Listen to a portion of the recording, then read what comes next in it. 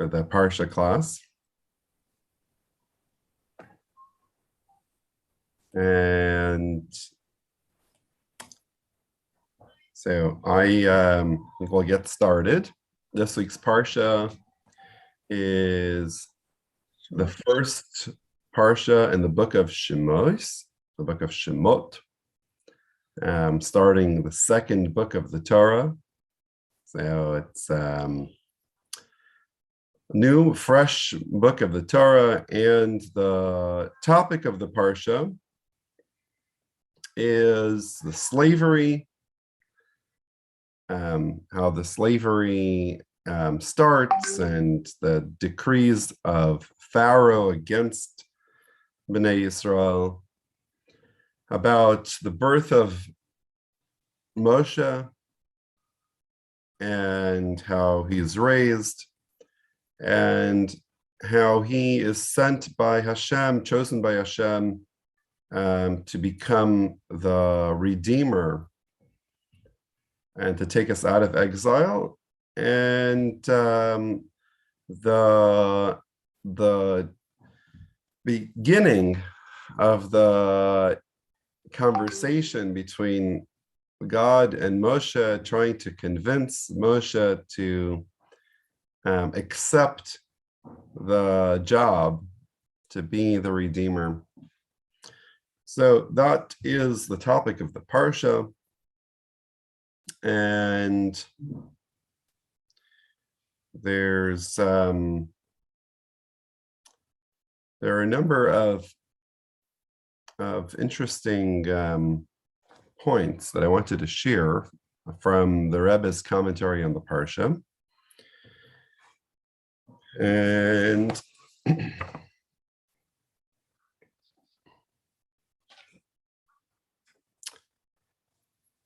one of the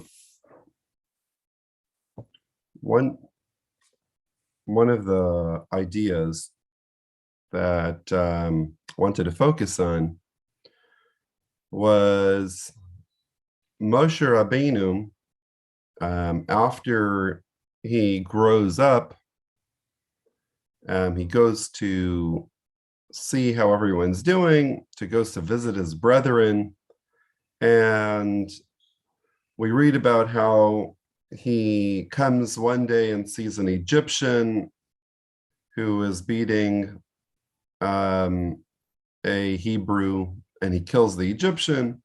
And then he comes again the following day and he sees two Hebrews, two people fighting, and he gets involved and he says to the wicked one, "Why are you hitting your fellow?" And the response was, "Who put you in charge? Who put you in charge over here? Are you gonna kill me like you killed the Egyptian?" And Moshe's response is, "Achen noda hadavar." Indeed, the matter has become known. The simple reading of this reaction of Moshe is that the matter that he's referring to is that he killed the Egyptian the day before. And that matter became known. It's not a secret. People know about it. And as we read in the following verse, that Pharaoh hears about it and he wants to kill Moshe, and Moshe runs away. There's Rashi gives another interpretation that what Moshe was saying when he said that the matter became known, is now the matter of this harsh slavery, of why we are suffering this harsh exile and this harsh slavery, has become known to me.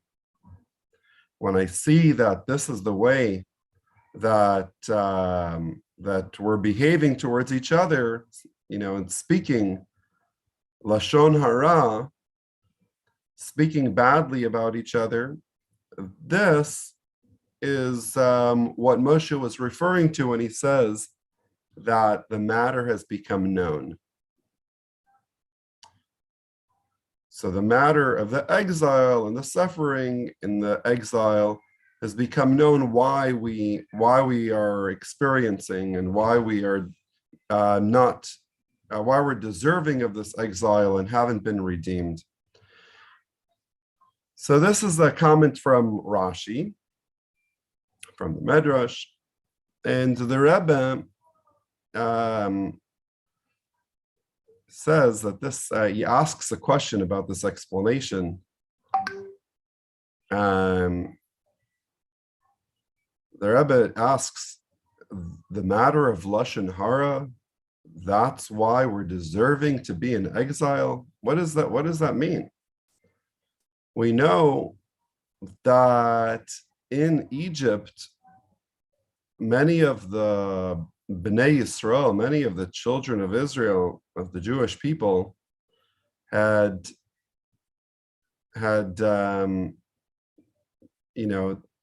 sunken down so low as to become idol worshiping. Amongst the children of Israel, there were idol worshipers. To say that speaking negatively about each other, that is why we're in exile, there's much bigger sins that are being committed. There are much greater offenses that are being committed than Lashon Hara, than speaking negatively about others. Although the Talmud does say that Lashon Hara is equal to the worst sins, but they actually had amongst Bnei Yisrael, there were some that were actually committing the actual idol worship, not just something that's equivalent to idol worship. So if idol worship wasn't going to be something that would explain being in exile, how would Lashon Hara be something that would make sense to Moshe to say, indeed, now I understand the reason for the exile?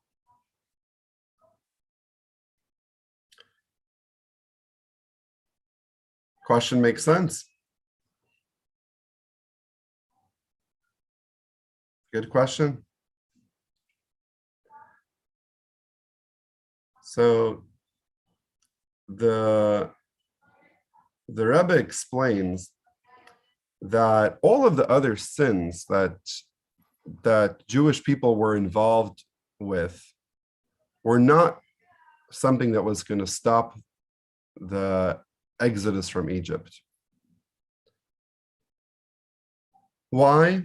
Because God choosing us, and that choosing us happened when God took us out of Egypt.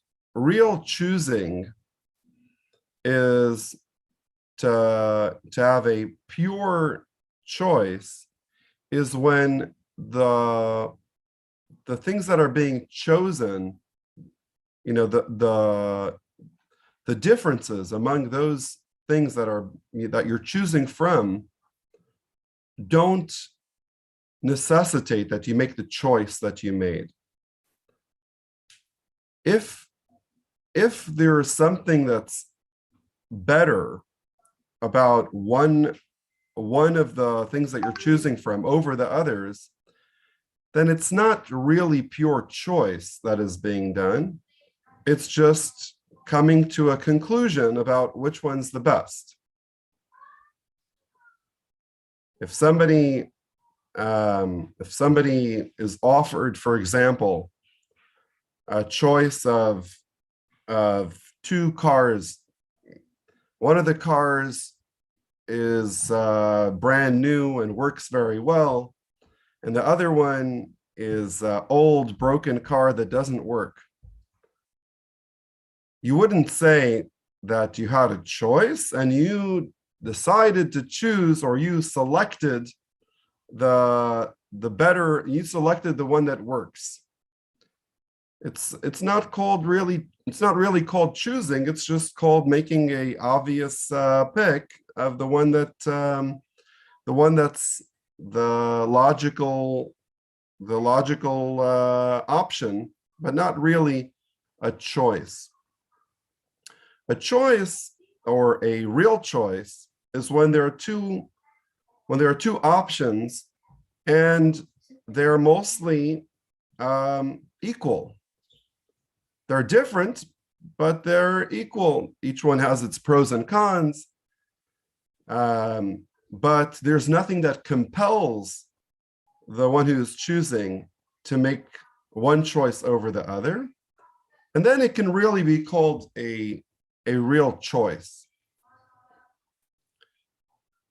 When you have, for example, two new cars, they both work well, and they're both new, and they're different styles. Then you can say that you chose this one over the other one, that you like this style better than the other style. But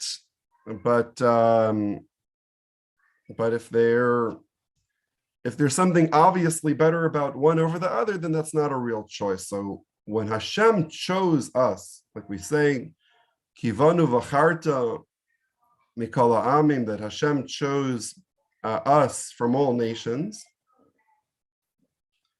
the choice was despite the fact that when we were in Egypt, we had descended so low that the difference between the Egyptians and Bnei Israel was not obvious. As the Medrash says, these are idol worshiping and these are idol worshiping. So why are you taking them out of Egypt? What's the difference? There you have Hashem's choice. That choice to specifically choose to make us to be his people. Now there's a second part of this choosing, which is that when Hashem chose us, he chose us to make us to become his people, his nation. The birth of Am Yisrael, the birth of the Jewish people as a nation, happened at the Exodus from Egypt. That's when we became a nation. So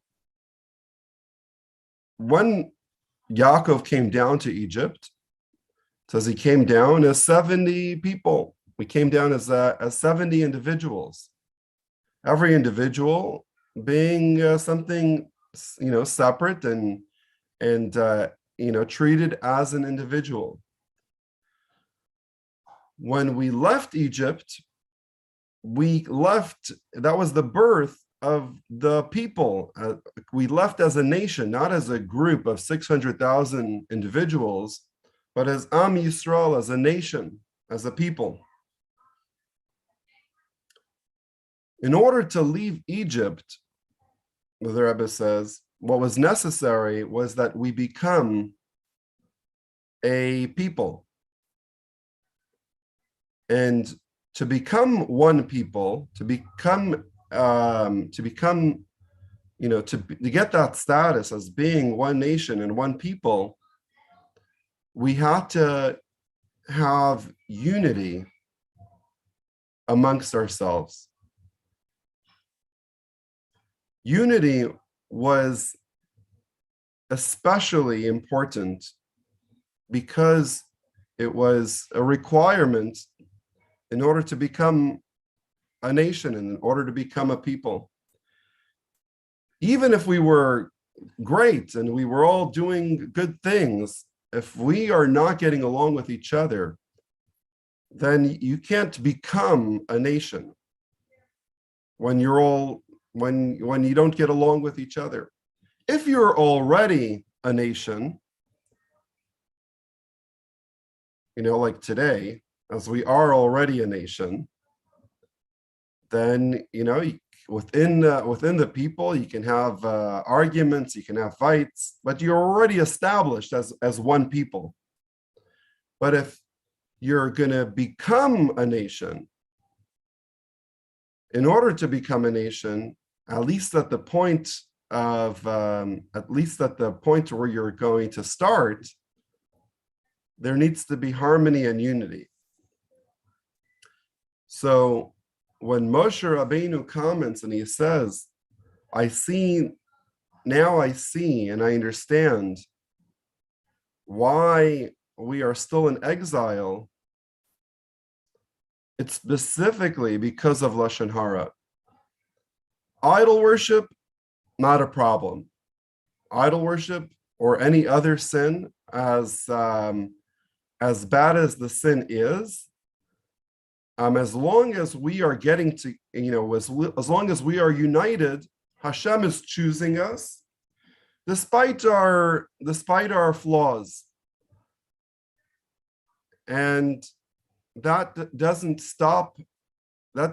prevent Hashem from taking us out of Egypt. But the sin of gossip, the sin of speaking badly about each other, that is something which is preventing us from becoming one people, for us to be able to start off and get out of Egypt and to start off our journey as one nation.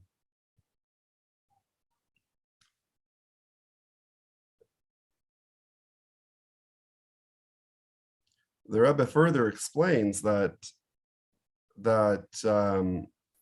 people not getting along with each other, when we have this problem of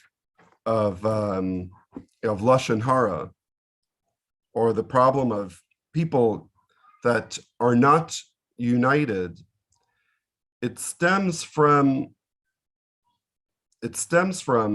people having too big of an ego. When I have a very big ego and somebody else has a big ego, then we have our differences and we don't get along. That my ego stands in the way of my getting along with other people. And that's true in our relationships with people, that when somebody is, somebody has a, greater opinion of themselves than everybody else, that can affect their ability to get along with other people. When I'm selfish and self-centered and egotistical, that makes me to have a hard time with getting along with others.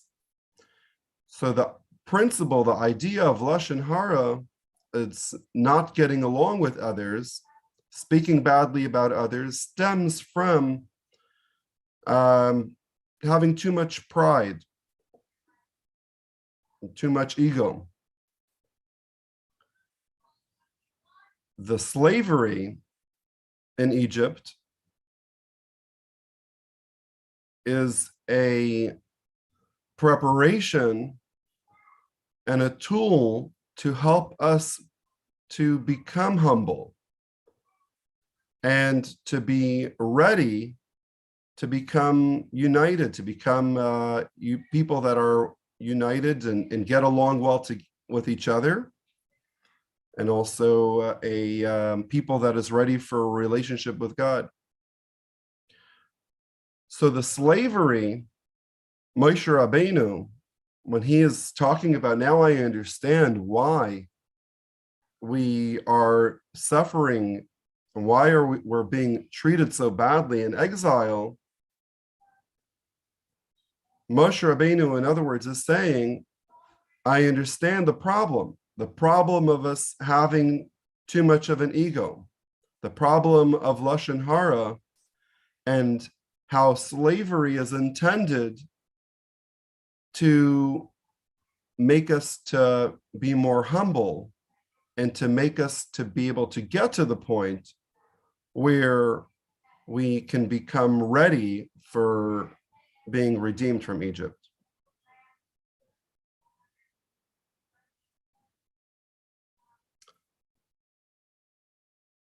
So the Parsha continues.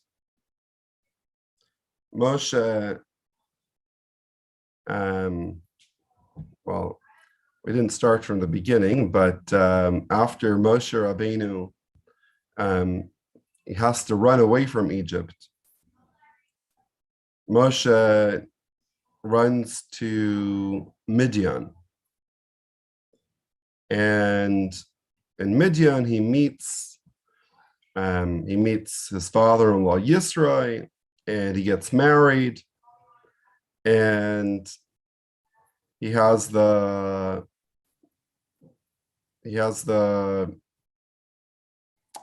two sons, Gershon and Eliezer. And as we continue towards the end of the Parsha, Moshe is taking care of the animals. He's the shepherd, and he experiences the revelation from Hashem in the burning bush. Moshe sees the bush, it's on fire, but it's not being consumed. And God reveals himself to Moshe and tells Moshe to go to Paroi, to tell him to allow Bnei Yisrael to leave, to go serve Hashem. And Moshe responds and he says, who am I? And will I go and take Bnei Yisrael out of Mitzrayim? And the debate continues where Hashem tells Moshe, I'm going to be with you. And then it's followed with Moshe Rabbeinu asking, they're not going to believe me. Says they will believe you. I'm sorry, before that is when they're going to ask me, who sent you? I'm going to tell them that God, the God of their fathers that sent me. They're going to ask, what's his name? What should I say? And Hashem says, tell them that Shlachani Aleichem, that I will be, it sent you to them. And it continues and says, tell them, Shlachani, that Hashem refers to himself as I will be. And then the verse continues, and Hashem says, in addition to that, Hashem says, tell them that the God of Avram and Yitzchak and Yaakov, I'm just looking at the verse here. Vayomer Od Elokim el Moshe.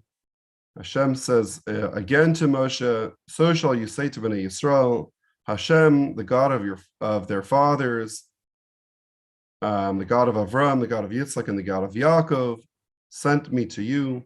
This is my name forever, and this is my remembrance for all generations. This is verse 15 of chapter 3.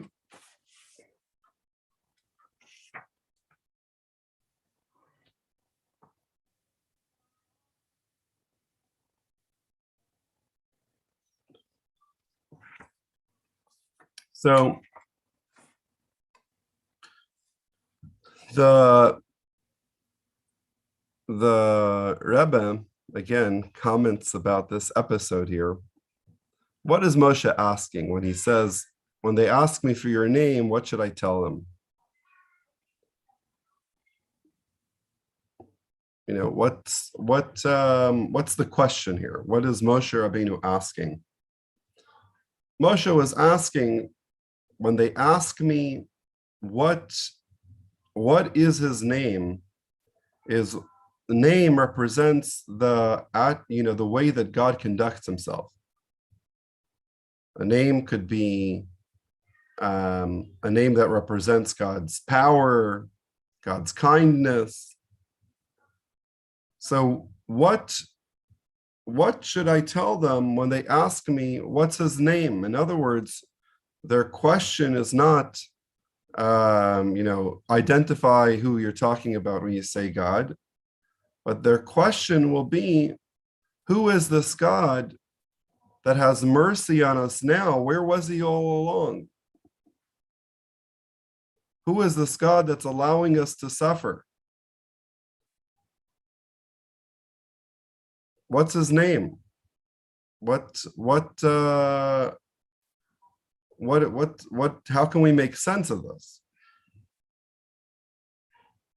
So Hashem first tells Moshe, Ehya asher ehya, I will be that I will be. So Rashi, just a second, let me look up again.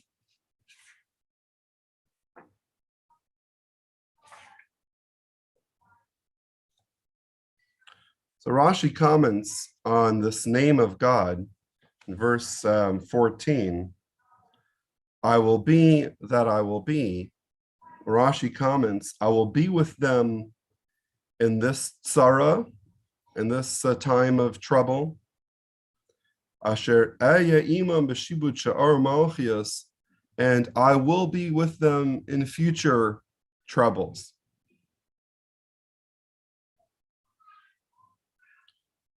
So that first answer that God gives, that I will be with them, I'm with them now and I'll be with them in future troubles, implies that Hashem's presence is with Bnei Yisrael. In other words, it's not that I don't know about your situation.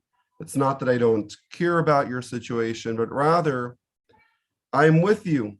I'm with you in your difficult situation. I'm with you in your pain.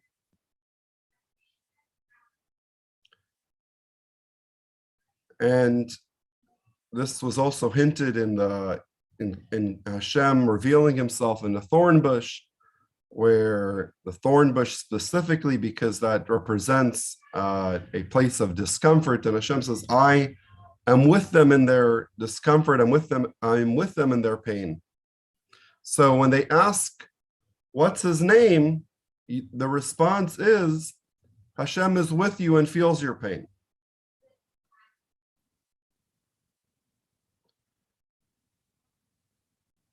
Rashi comments and says on that explanation that I am with you and I'll be with you in the future in times of pain. That Moshe responds to Hashem and says, is this pain that they're having now not enough for them, that I should also tell them that in the future they're going to be in exile again, and that you'll be with them again in their troubles and their exiles? So Hashem responds in the second part of verse 14. If you look at verse 14, it says Vayomer twice in verse 14. First, Vayomer Elokim el Moshe Eya Asher Eya. That's my name. That God says to Moshe, I will be that I will be. And then again, Vayomer, and God says, so shall you tell Bnei Yisrael, Yeshlachani Aleichem. Without I will be that I will be, just I will be. Without repeating that I will be. So after God says, my name is I will be that I will be, meaning I'm with them now in their troubles and I'll be with them in the future. So when Moshe responds, I'm going to tell them now about future exiles. It's difficult enough with what they're experiencing now. So God says, you know what? Good point. Just tell them, I'm with them now in their troubles. Don't mention that I will be in the future.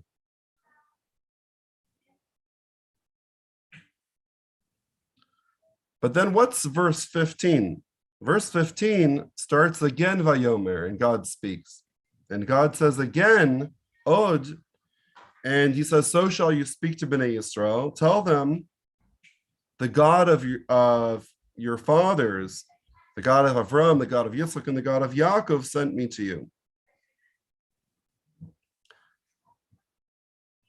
Hashem, the God of your fathers.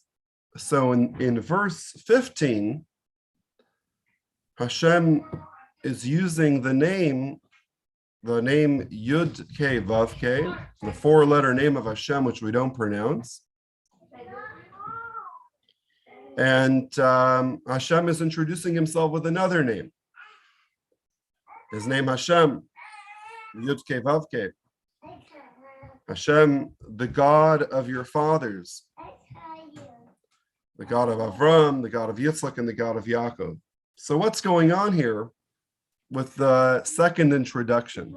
Why another name? Tell them that Hashem, the God of your fathers, had sent. What's wrong with the first one, where Hashem just says, I am with them in their troubles. Yeah, I'm with them in their troubles. Why, again, another introduction? So after Bnei Yisrael hear Moshe's first answer, so they ask Moshe, what's his name?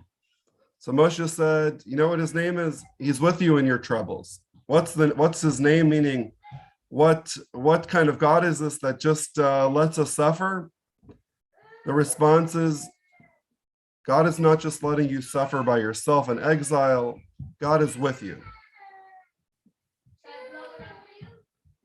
But then the problem is with that answer is the follow-up question.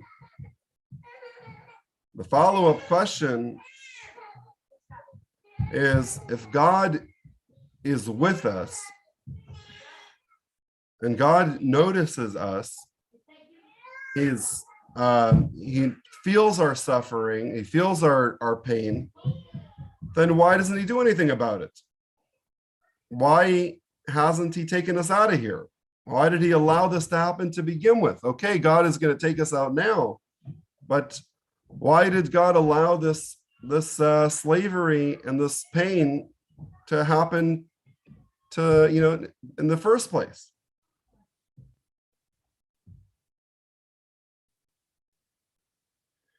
So that's where that additional, the third time, Vayomer Od Elokim, Hashem says again, Hashem says, so shall you speak to Bnei Yisrael, and Hashem uses the four-letter name Yud Ke Vav Ke. The name Hashem, Yud Ke Vav Ke, is the name of Hashem that is connected to mercy, to rachamim. So Hashem is saying, it's not just that I'm there with you when I feel your pain. Who am I? I am the merciful one. But if I'm the merciful one, then why didn't I do something about it? Why was I waiting until now? So the end of the verse says, Zeh Shemi le'olam. This is my name forever. V'zeh Zichri l'dor v'dor, and this is my how I'm mentioned for all generations. The words Zeh Shemi le'olam, this is my name forever. Rashi comments, and Rashi says that the word le'olam is usually spelled with a vav. It's usually spelled ayin vav lamed mem. Le'olam, forever. In this verse, the word le'olam is spelled without a vav, which is connected to the root le'ilem, or it's connected to concealing. As Rashi says, Zeh shmi le'olam, this is my name, but to be concealed, that it should not be read as it's written. What's this meaning of Hashem's name not being read the way it's written? If Hashem's name is Hashem's name, Yud-Kei Vav-Kei, the four-letter name of Hashem, why don't we pronounce it and read it the way it's written? Instead, when we encounter Hashem's name, instead we say the name that means the Lord, the one that's the boss. Aleph Daled Nun Yud. Why don't we pronounce Hashem's name the way that it's written? Yud Kei Vav Kei. The truth is that in the temple, the name of Hashem was pronounced the way that it's written. And when Mashiach comes, the Talmud teaches that Hashem's name again will be pronounced the way that it's written. So why is it that during the time of exile, when Hashem's when the temple is destroyed and Hashem's presence in the world is hidden, do we not pronounce Hashem's name the way that it's written? It's precisely because we're in exile. When Hashem's name, the name that implies mercy, Yud Kei Vav Kei, is revealed,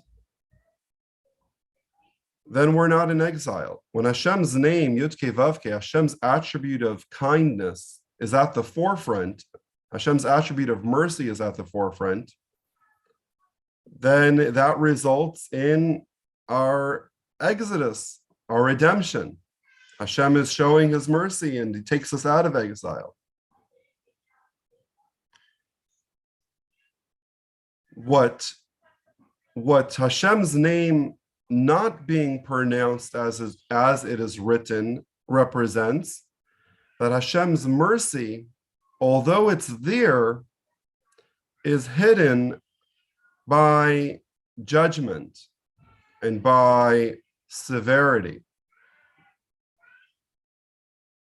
So although Hashem's presence is there and Hashem has mercy, but that mercy is hidden and not in a state where it's being revealed and acted on. When Hashem takes us out of exile, then we can pronounce Hashem's name the way it's written, meaning Hashem's name is revealed. So what Moshe is being told by Hashem, Hashem tells Moshe, you ask me that if I am with Bnei Yisrael, if I feel their pain, and if I'm a merciful God, then how did I allow this to happen to begin with? The answer is, Zeh shmi le'olam. This is my name, but my name during the time of exile is hidden. My mercy, although I'm there and I care and I'm paying attention, the attribute of mercy is concealed.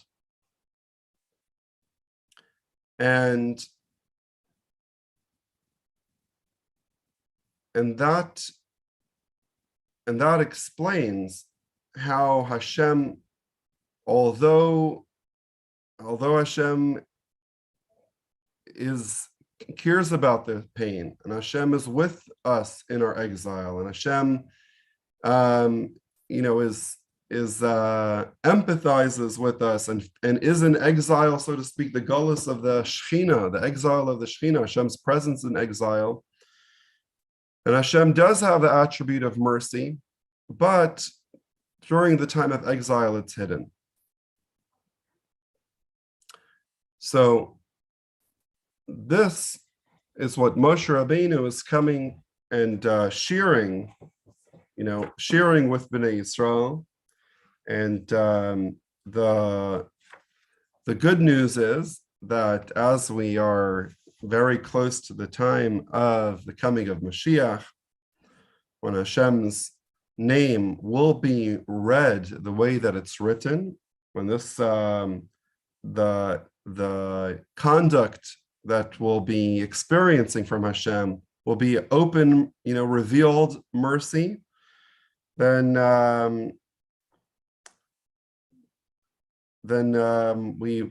we'll be taken out of exile very soon. There was one more insight which I wanted to share about the donkey. So Moshe, after the conversation with Hashem, and this really goes into the next Torah portion, Moshe has his wife and his children ride, he has them ride on the donkey. And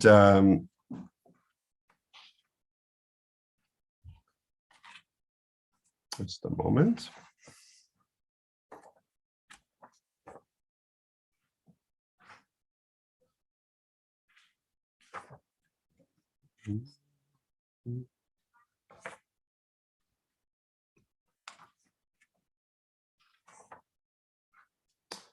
Well, I'm trying to find the verse, but the verses later in next week's Parsha where Moshe has them ride on the donkey.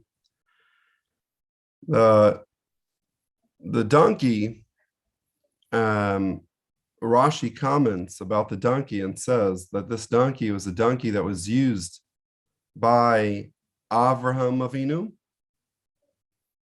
the same donkey that Avraham Avinu took when he was bringing Yitzchak for the Akedah.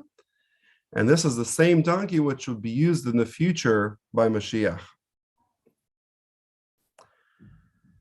So what's the reason, the Rebbe asks, about why we're told about the donkeys being a donkey that was used by Avraham and the donkey that will be used, by Mashiach? What's the message there, about this donkey? And the Rebbe connects this donkey to two of the complaints that Moshe had in his conversation with Hashem in this parsha. So when Moshe is complaining about this job,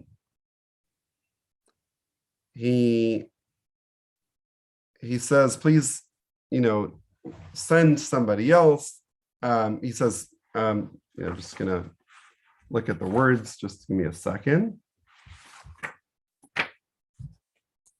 Hey, Rabbi, it's on Exodus 4:18. Thank you.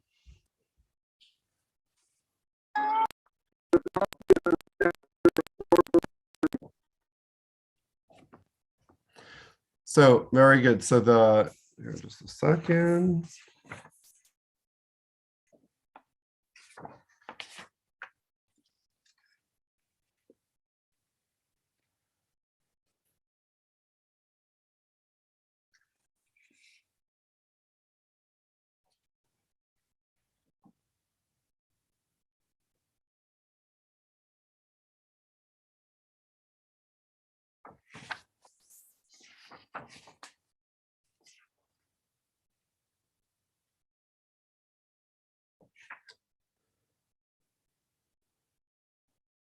Well, I'll just give the summary of the main idea. In Moshe Rabbeinu's complaints or his discussion and argument with God, Moshe is reluctant to go on this mission. He feels like Paro is not going to listen to me. There's all kinds of reasons why this won't work. And Moshe's final argument is, why send me? Send somebody else.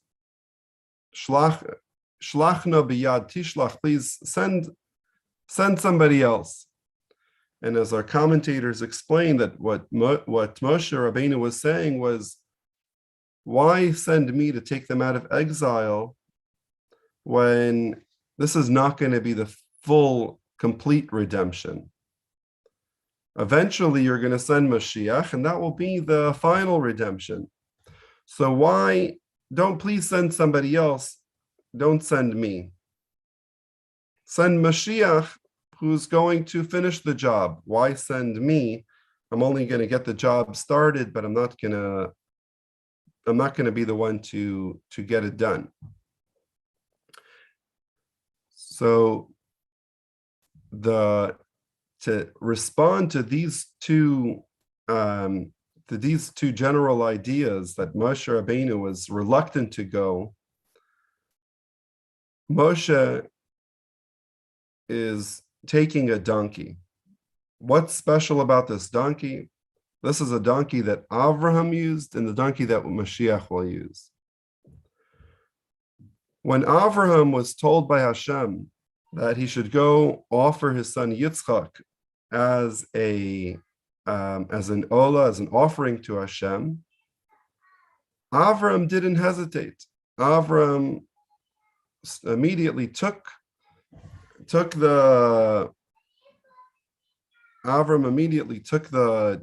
his son and saddled the donkey all by himself, and was eager to go do what Hashem asked him to do, even though there were a lot of questions that Avram could have asked and hesitated. Hashem had promised that Yitzchak would be, become a great nation, and all of those promises that Hashem made to Avram about his children.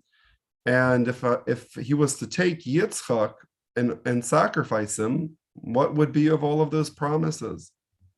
And you can ask why. What's the purpose of such an action? But what does Avram do? He immediately saddles the donkey and is eager to do what Hashem sends him to do, even though he doesn't understand that it doesn't make sense. So this idea of this donkey being this donkey that was used by Avraham addresses this hesitation that Moshe had in general, that you should learn from Avraham, that Avraham kind of was eager to do what I sent him to do, even without understanding, without it making sense. The donkey is also the donkey that will be used by Mashiach.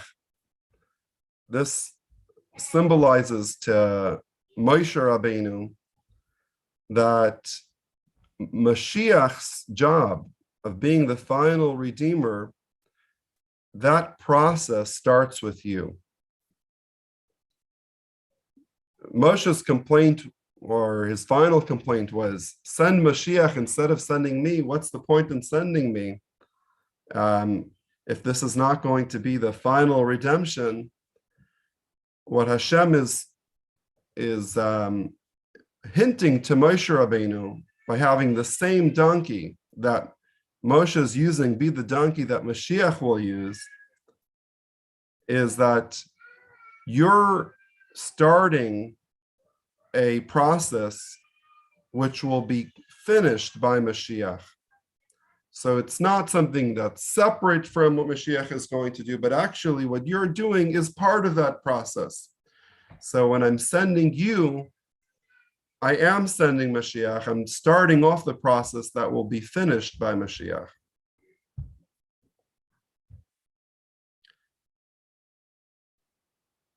The donkey that Moshe Rabbeinu uses also represents the word in Hebrew for a donkey is chamor.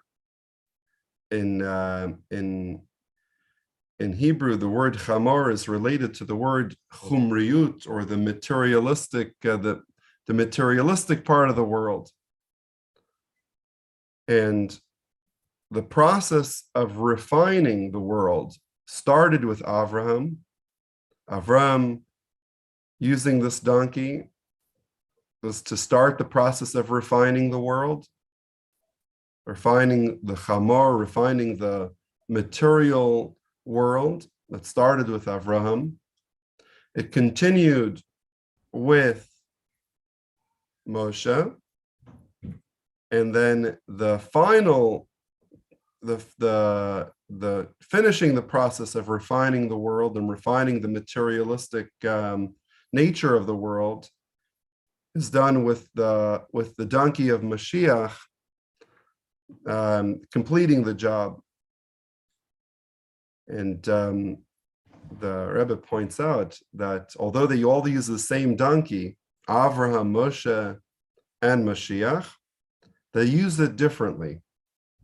When Avraham uses the donkey, he doesn't ride the donkey. He doesn't have Yitzchak ride the donkey. He just puts his stuff on the donkey. He puts the wood. He puts some of the materials that he needs for the binding of Isaac onto the donkey. When Moshe uses the same donkey, he has his wife and his children riding on the donkey. When Mashiach uses the donkey, Mashiach is described as a poor man riding on a donkey. So Mashiach himself riding on the donkey. So if the donkey represents the materialistic nature of the world, Avraham begins the process, but when Avraham begins the process of subduing the materialistic nature of the world, it's only enough for his wood, for his belongings, representing a little bit of refinement of the world, getting started. When Moshe is using the donkey, the world is a little bit more refined, and he can already have his wife and his children riding on the donkey. Mashiach, who represents the finishing of the job of refining the whole world, Mashiach himself rides on the donkey that represents the complete submission of the physical and material world to Moshe, to Mashiach, to Hashem's plan.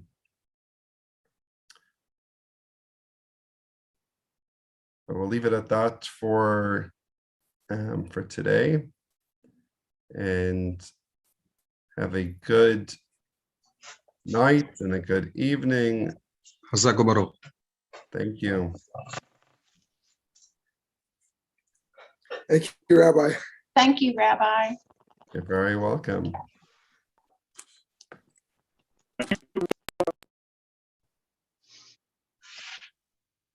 Thank you.